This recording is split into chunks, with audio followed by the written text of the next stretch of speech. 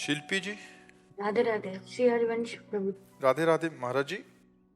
महाराज जी कह रहे हैं कि इनके पति आपको सुनते हैं, बट इनका अध्यात्म में थोड़ा कम झुकाव है, और वो जबरदस्ती इनको लगाना चाहते हैं कि तुम भी भगवत मार्ग पे चलें, और इसमें कभी कभी वो क्रोध कर देते हैं और छोटी छोटी बातों पे लड़ने लग जाते हैं। महाराज जी मुझे क्या करना चाहिए ऐसे में?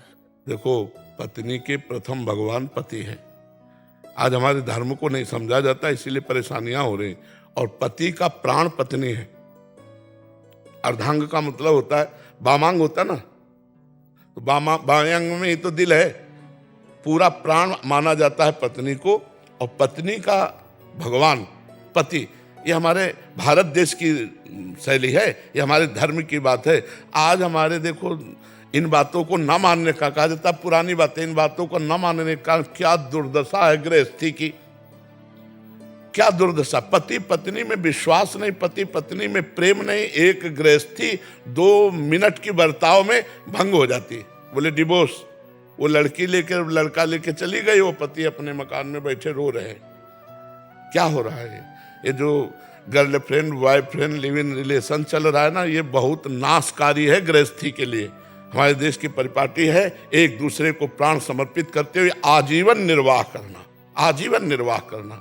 तो आप भी अपने पति को भगवान मान करके उनकी आज्ञा का पालन करते हुए नाम जप करो, पति को समर्पित करो, पति प्रेम प्राप्त होगा। और सबसे बड़े परम पति भगवान है, और भगवान की प्राप्ति करनी है तो दोनों मिलकर के भजन करो, सदगृहस्थी में रहो। और कभी पति नाराज हो तो 4 बातें सुन लिया। देखो, सुनने वाला बड़ा होता है, सुनाने वाला नहीं होता। सुनने वाला बड़ा होता है। जैसे कोई गाली दे रहा है तो आप सुन लिए तो आप क्षमावान हैं, आप बलवान हैं। वो बलवान नहीं, वो तो गाली दे रहा है। तो आप नाम जप करो, भगवान को अर्पित करो कि हमारे पति हम पर प्रसन्न हो। पति की प्रसन्नता, और पति को चाहिए कि जीवन में जो भी हम कर्तव्य कर्म करें, सलाह लेके करें पत्नी से, और उसके मन की कामना को पूर्ण करें, क्योंकि उसका हाथ आपने लिया है, उसने आपका हाथ नहीं लिया। पाणी ग्रहण में ऐसे होता है कि आज से सारी जीवन की तेरी जिम्मेवारी मैं लेता हूं। कितना बढ़िया गृहस्थ धर्म यार। मेहनत करके गए, मुस्कुरा करके पत्नी ने स्वागत किया, दोनों प्रेम से खाए पिए, आनंद से बैठ। अब आज का समय क्या है, देखो क्या समय है। हम यही कहते हैं अपने बच्चों को सुधारो। ये बॉयफ्रेंड गर्लफ्रेंड वाला वायरस दिमाग में जो बढ़ रहा है सबके, ये बहुत हानिकारक है, बहुत हानिकारक है। ये गृहस्थी में नहीं सही रहने देगा। साल साल भर ब्याह होता और डिवोर्स हो गया, ये तो कभी सुना नहीं था। डिवोर्स शब्द तो सुना ही नहीं था। जो ब्याह हुआ, पति पत्नी बस एक हुए, आजीवन निर्वाह, आजीवन निर्वाह। हमारे भारत की मर्यादा है यार। पवित्र जीवन स्त्री का, पवित्र जीवन पुरुष का, दोनों जीवन निर्वाह किए एक साथ मिलकर। ऐसा है हमारे यहाँ ये गंदगी नहीं है। अब ये बातें कौन समझ रहा है? ये बॉयफ्रेंड गर्लफ्रेंड वाला समय ये समझ रहा है कि हमारा पवित्र जीवन नष्ट हो गया, अब मैं किसी के काबिल नहीं रह गई। महाराज जी बहुत बढ़ रहा है, इसका कारण? इसका कारण ये देखो, शास्त्र और संत ये 2 ही समाज के सुधारक है। शास्त्र कोई पढ़ नहीं रहा, मोबाइल का जमाना है, और संतों की कोई मान नहीं रहा, और जो मान रहे हैं वो सुधर रहे हैं। जो मान रहे हैं वो सुधर नहीं, तो कैसे समाज सुधरे? सब बाहर चला जा रहा है मोबाइल में, मोबाइल में सब बाहर चला जा रहा है, क्योंकि मोबाइल में पूरा गलत संस्कार भी है, अच्छे संस्कार भी। अच्छे कौन देखना चाहता है? गलत ही गलत सीरीज और फिल्में, गंदी गंदी बातें, तो गंदगी बढ़ती चली जा रही। और नए जमाने के बाहर की हवाएं आती हैं। अब देश विदेश सब जाना होता है तो वहीं के संस्कार बन रहे हैं। खान पान गलत है, बुद्धि भ्रष्ट है, माता पिता का आदर नहीं, गुरुजनों का आदर नहीं, शास्त्र स्वाध्याय नहीं, इसलिए भ्रष्ट हो रहा है समाज। अब जो बड़े बड़े संत हैं वो सब अपनी अपनी सीमा में हो गए, क्योंकि जान रहे संसार बड़ा विचित्र है। साधु पहले भ्रमण करते थे, अब भ्रमण करें तो कह देंगे बच्चा चोर है, मार डालेंगे। अरे बच्चा चोर है तो बंदी बना लो, दिन में जांच कर लेना, भारत के ही तो है। नहीं, मार डाला लाठी डंडों से। तो साधु महात्मा अगर गांव गली जाए तो गाँव कहते बच्चा चोर है, मार डालें। तो सुधरेंगे कहाँ से? समाज सुधरेगी संतों के वचन से, शास्त्र स्वाध्याय से, अच्छे आचरण से। अच्छे आचरण कहाँ से आएंगे जब तक अच्छा संग नहीं होगा? और संग है वही कुसंग, गंदी बातें हैं। तो हमें लगता है कि गृहस्थी बड़ी समस्या में है। ब्याह हुआ, पति पत्नी में प्रेम नहीं, पत्नी दूसरे को प्यार करती, पति दूसरे को प्यार, कैसे गृहस्थी चलेगी? कैसे कुल परंपरा चलेगी, कैसे संतान चलेगी? आप विचार करके देखो। तो इसलिए हमें लगता है कि अगर माता पिता भी और बच्चे दोनों सुधरना चाहें तो बहुत अच्छी बात है। हमारा समाज उन्नति को प्राप्त हो, नहीं तो अवनति को प्राप्त हो रहा है, बहुत अवनति को। आप बच्चों के सामने जो बातें कर रहे हैं उनका संस्कार पड़ रहा है। आप बच्चों के सामने जो नशा कर रहे हैं संस्कार पड़ रहा है। आप जैसे संस्कारों से युक्त होकर गर्भ धारण कराएंगे वैसे बच्चा पैदा होगा। आपके संस्कार ठीक नहीं तो बच्चों के संस्कार कहाँ से ठीक हो जाएंगे? जब गर्भ में बच्चा आ जाए उस दिन से ब्रह्मचर्य रहना चाहिए गृहस्थी को। जब तक बच्चा ना हो जाए और समय ना आवे तब तक उसे ब्रह्मचर्य कौन रहता है? तो बच्चों के संस्कार वही काम के वही गंदे संस्कार पड़ेंगे, क्योंकि जैसे माता पिता के संस्कार वही बच्चों में जाते हैं। तो इसलिए सुधार हो, नाम जप करें, अच्छे से चलें, सब विश्व पूरा मंगलमय रहे। भावना तो यही, सर्वे भवन्तु सुखिनः, सर्वे सन्तु निरामया, सर्वे भद्राणि पश्यन्तु माँ कश्चित् दुख भाग भवेत। लेकिन हमारे अकेले कहने से नहीं होगा, आप भी सुधरो तब होगा। वैसे काफी सुधार भी हो रहा है, सुनते हैं। महाराज जी, आज तक ये बातें किसी ने नहीं बताई जो आपसे हमें पता लग रही हैं। और 45 साल 40 साल हो गए हैं, ये किसी को ये बातें पता नहीं होती जी। महाराज आपके माध्यम से पूरा विश्व मंगलमय हो रहा है जी, इससे ज्यादा कुछ नहीं। हाँ, कोशिश यही कर रहे हैं कि जो जो बात गुरुजनों से मिली, संतों से मिली, हमारे समाज को पहुंचे, समाज जागृत हो, गंदे आचरणों से बचे। और इसमें मंगल नहीं है। जैसे मानो एक बच्चा है, अब वो गंदे आचरण कर रही है या कर रहा है, अब उसे ब्लैकमेल किया गया, अब वो किसे कहे? घर में कहेगा तो काट डाले जाएंगे, घर वाले ऐसा कह रहे हैं। अब वो ब्लैकमेल में गिरते चले जाते, फिर उसको करने का रास्ता नजर आ जाता है। कई बच्चे तो इस बात में बच्चियां कर ले। हमें लगता है माता पिता को थोड़ा मित्रवत व्यवहार करना चाहिए। एक काट डालने मार डालने वाली बातें नहीं करनी चाहिए। उनको कहना चाहिए कि देखो हम आप पिता पुत्र तो हैं, लेकिन एक दोस्त भी है। अगर तुमसे कोई भी गलती हो जाए तो हमसे बताना, हम तुम्हें बचाएंगे। तुम्हें कुछ भी पसंद आया मुझे बताना, हम तुम्हें वो दिलाएंगे। ऐसे प्यार किया जाता है। दिखाओ अच्छा मोबाइल, क्या करते हो, क्या बात करते हो, कहाँ बात करते हो, कैसे मिलते हो? तो बच्चे को लगेगा कि अगर हमसे कोई गलती हुई है और हमें कोई ब्लैकमेल कर रहा है तो हम अपने पापा से कह सकते हैं। लेकिन पापा एक फुर्सत कहाँ है?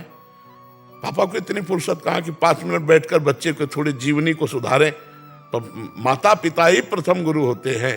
ये जो boyfriend girlfriend live in relation, ये जो गंदी बातें हस्त मैथुन आदि बच्चों में चला है, ये बहुत नाशकारक है। बच्चे नहीं समझ रहे हैं। और अगर इससे सुधार हो जाए तो स्मृति प्रवीण हो जाए, शरीर बलवान हो जाए, आगे चल करके परिपक्व हो जाएंगे। कई बार हम कहते हैं, आप किसानी को जानते हैं, खेती, जब गेहूं गलेथ में होता है, गलेथ का मतलब बाली निकलने वाली होती है, अगर उस समय काट लिया जाए तो एक दाना नहीं मिलेगा। और वही बाली आ जाए और महीना भर और रुक जाओ तो 40 मन निकलेगा उसी में। तो 20 वर्ष तक बच्चा गलेथ में समझो, ब्रह्मचर्य वो। और जब 20 के बाद जहां ब्याह हुआ तो फिर वो अनाजों वाला समझो। फिर वो लड़का बच्चा परिवार उसका कुछ बाल बाका नहीं होगा। लेकिन 20 वर्ष के पहले यदि ब्रह्मचर्यहीन हो गया तो गृहस्थी लायक नहीं रहेगा, गृहस्थी लायक नहीं रहेगा। ऐसे व्यसन, ऐसा व्यभिचार, ऐसी क्रियाएं कर रहे हैं कि वो शरीर को तो कुछ समझ रहे हैं। उनको जरा सा सुख लगा तो लगा यही सुख है, और उसी में बहते चले जा रहे हैं। इसलिए ब्रह्मचर्य अत्यंत आवश्यक है। बच्चों की पवित्रता आवश्यक है। बच्चों की जीवन की उन्नति के लिए माता पिता का कर्तव्य है कि उनकी रक्षा करें, उनका जीवन पवित्र रखें, तभी बात बनेगी। जी। प्रिंस शर्मा जी रुड़की से। राधे राधे। राधे राधे महाराज जी। महाराज जी, 1 साल से YouTube के माध्यम से आपसे जुड़ा हूँ और आपके बताए नाम जप का अभ्यास कर रहा हूँ। गुरुजी, मेरा प्रश्न है, जैसे हम लोग पढ़ाई करते हैं या कोई दूसरा काम करते हैं तो उसमें सफलता मिलने पर, उसके पूर्ण होने पर धन के साथ साथ समाज का प्रोत्साहन आदि मिलता है, जो आगे बढ़ने के लिए एक प्रेरणादायक रहता है। लेकिन अध्यात्म में सामान्यता नहीं दिखता, जिसकी वजह से नाम जप में आध्यात्मिक जीवन जीने में उत्साह समय समय पर कमी सी। इसमें प्रारंभ में यत्तग्रे विष्णु परिणामे अमृतोपमम, प्रारंभ थोड़ा इसका विषवत है, लेकिन प्रोत्साहन, कितने आदमी प्रोत्साहन देते हैं संसारिक आदमी को? रोज लोग खड़े होते हैं, रात्रि के सर्दी का समय है, अंधेरा है, चाहे वर्षा हो रही हो, बच्चा बच्ची बूढ़ा सब खड़े होते हैं, नहीं सब। ये प्रोत्साहन नहीं मिल रहा, पूरा विश्व प्रोत्साहन नहीं दे रहा, पूरा भारत प्रोत्साहन नहीं दे रहा। ये नाम जप का ही तो प्रोत्साहन दे रहा है, ये हमारे भगवान के आश्रय का ही तो प्रोत्साहन दे रहा है। आप विचार करके देखिए, प्रारंभ में जब समुद्र मंथन हुआ तो सबसे पहले विष निकला, आखिरी में अमृत निकला ना। ये वो मार्ग है, प्रारंभ में थोड़ा विश्वत लगता है, आखिरी में जीवन भर गाथाएं उसकी गाई जाती हैं जो भगवान के नाम जप को करके और भगवान को प्राप्त हुआ है, चाहे कोई भी महापुरुष हो। है आप देखो, अपने देखो कितने संत हुए हैं जिनकी हम छवि पूजते हैं, जिनकी मूर्ति पूजते हैं, जिनकी याद करते हैं, जिनकी वाणी पूजते हैं, हम जिनके चरण पादुका पूजते हैं, चरण चिन्ह पूजते हैं। ये प्रोत्साहन नहीं, आज विश्व उनको नमन कर रहा है। तो बच्चा प्रारंभ में थोड़ा ऐसा है कि चूंकि बहुत कीमती चीज देनी होती है, नाम जप करके परम पद प्राप्त करना, परमात्मा को प्राप्त करना, इसलिए उसको झकझोरा जाता है कि उसको ये लगे कि यार ये मार्ग बड़ा कठिन है, हम नहीं चल पाएंगे। और अगर संत संग मिला रहा तो उत्साह बढ़ता रहा, और अगर नाम जप चलता रहा तो फिर मंजिल हासिल कर लोगे। मैं तुम्हारा हूं, तुम्हारा ही रहूंगा, कभी उफ नहीं करूंगा। करो, आप कर लो, रौंद लो जितना रौंदना चाहो प्यारे, हम आपसे प्यार करते हैं, कभी ना आपसे सिकवा करेंगे ना किसी से सिकवा करेंगे, मैं आपका हूं। आज जाके देखो प्रोत्साहन, माता बहनें बूढ़े बच्चे, रात्रि के समय हम देखते हैं ना, जिस समय नींद खोल करके रजाई हटाना मुश्किल होता है, उस समय नाचते हैं, ऐसे ऐसे बच्चे नाचते हैं, माताएं बहनें बूढ़े सब। ये प्रोत्साहन नहीं है, ये हमारे हृदय को उत्साह होता है कि मेरे भगवान इतने रूपों में मुझे प्यार कर रहे हैं। तो हमें पहले शुरुआत में देखना है कि किसी का सपोर्ट हमें जरूरत नहीं है, हम कदम बढ़ाते चले जाएंगे, आगे सपोर्ट ही सपोर्ट है, आप ये समझ लो। आगे प्रारंभ में परमार्थ के पथिक के मार्ग में सूल फेंके जाते हैं, वो सूल दिखाई देते हैं लेकिन होते हैं फूल। और जब कदम बढ़ा के आगे चला जाता है तो पराग ही पराग पे चलना है, फूलों के पराग पे, आनंद ही आनंद है। पर थोड़ी मंजिल कठिन है जिसमें दिखाई देता बड़ा। सही चलोगे ना, तुम्हारे मित्र तुम्हारा उपहास करेंगे, होता है। हाँ, और तुम्हारा मन ही तुमको बताएगा कि यार क्या मिल रहा है मतलब में। देखो अशांति और भय का एकदम वो रहता है। हाँ, क्योंकि अशांति वो मन की है, मन भोगों में शांति चाहता है, अब उसको मनमानी करने को नहीं मिलता तो अशांत हो जाता है, और मन को मरना पड़ेगा, निर्विषय होना पड़ेगा, इसलिए भयभीत हो रहा। तुम भयभीत मत होना, एक दिन मन यही भगवान का अनुभव करा देगा।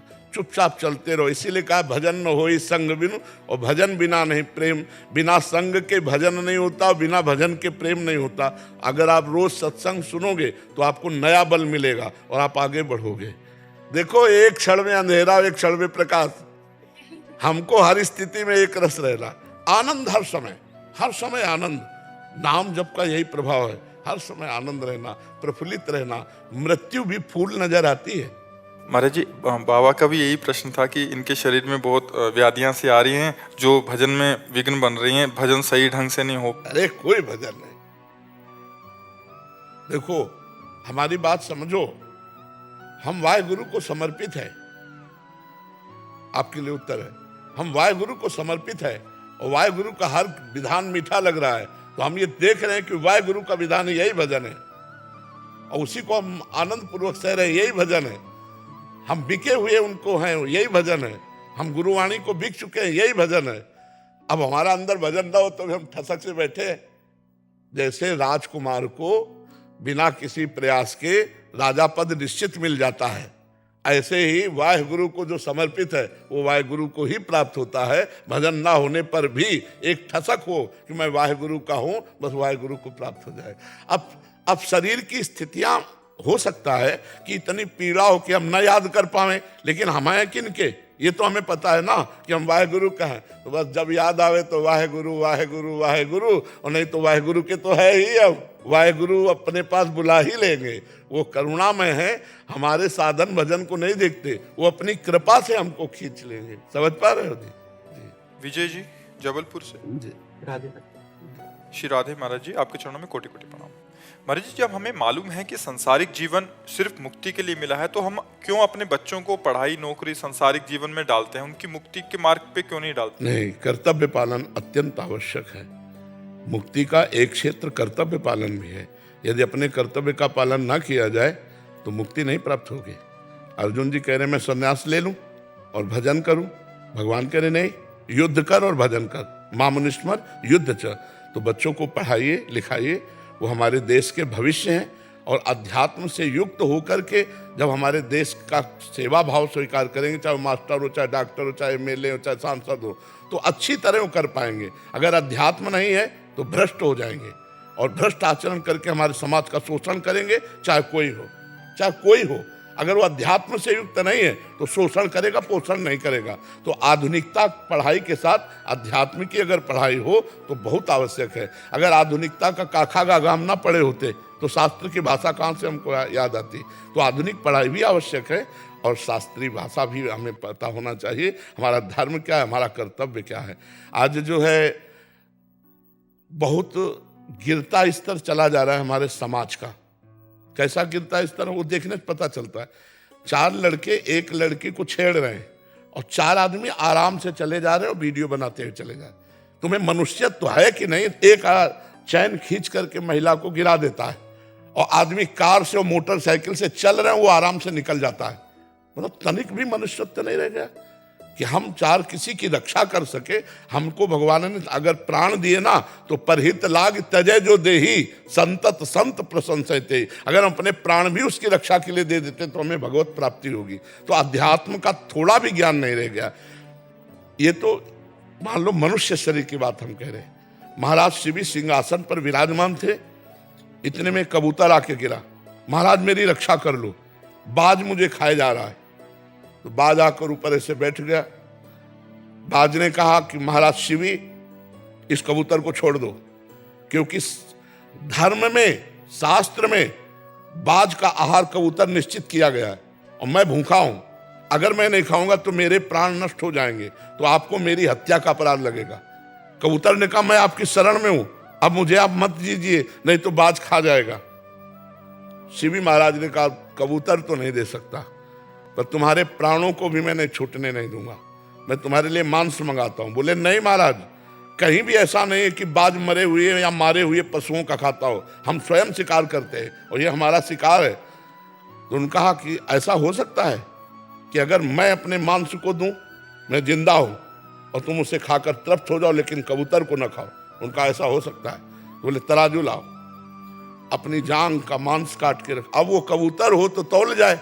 वो तो भगवान अग्निदेव आए थे परीक्षा लेने कबूतर के रूप में, और वो बाज के रूप में देवराज इंद्र थे। जब सब जगह का मांस रखा और पूरा नहीं हुआ तो आप बैठ गए और कहा मुझे खा ले, लेकिन कबूतर को नहीं खाने देंगे।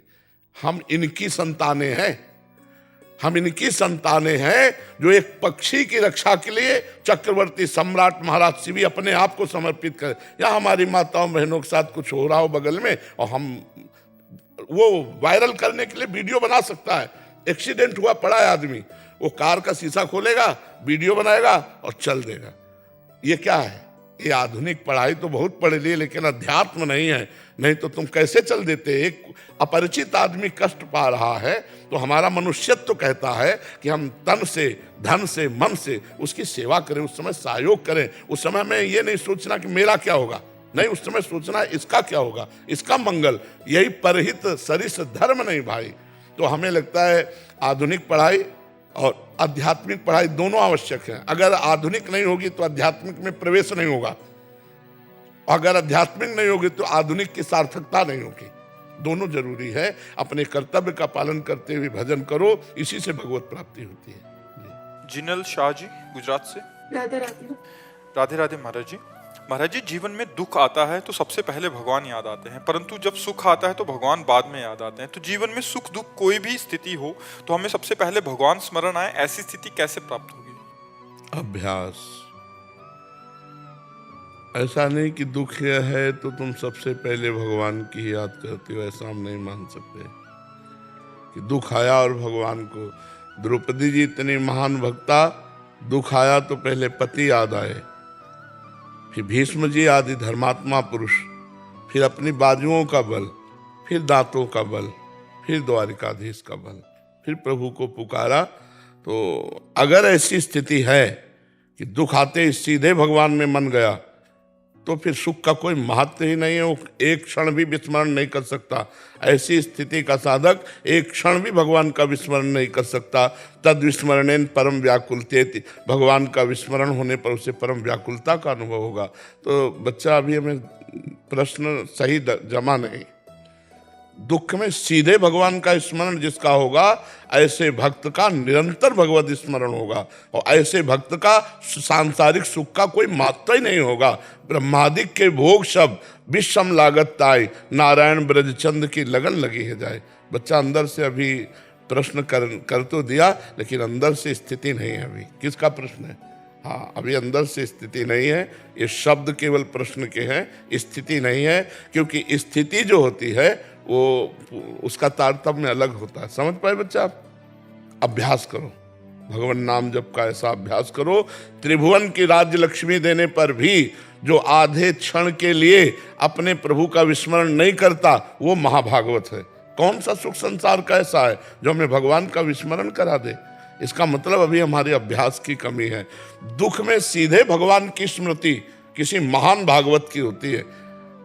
एक दो बार की बात नहीं, निरंतर की बात कह रहा हूं। दुख आया और सीधे भगवान का कृपा प्रसाद आया, वो भक्त ऐसे समझता है तेरा किया मीठा लगे।